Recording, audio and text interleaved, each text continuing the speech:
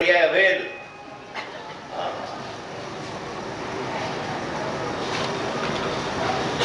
અભેદ થાય છે અનુભવમાં.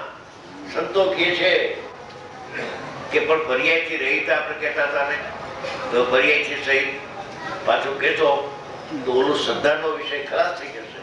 કે શ્રદ્ધાનો વિષય સમ્યક ત્યારે થશે. સાંભળો, અનુભવ પહેલા તારી કલ્પના હતી શ્રદ્ધાના વિષય. શ્રદ્ધાનો વિષય શ્રદ્ધામાં ક્યારે આવે કે જાણેલાનું શ્રદ્ધા. આત્માને જાણ્યા વિના સત્ય શ્રદ્ધા પ્રગટ થતી નથી.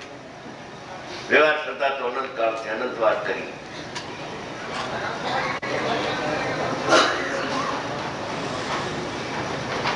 જે પ્રકારે અભેદ નથી દ્રવ્ય ગુણને પર્યાય અને અભેદ નથી આત્મા કહેવાય. પૂર્વોક્ત દ્રવ્ય ગુણ પર્યાય આત્મા જ છે. જો બાલચંદજી पर्यायથી સહિત આત્મા है, पर्यायથી रहित आत्मा ने पर्यायથી सहित भी आत्मा. दो विकल्प नहीं है, जैसा है ऐसा है.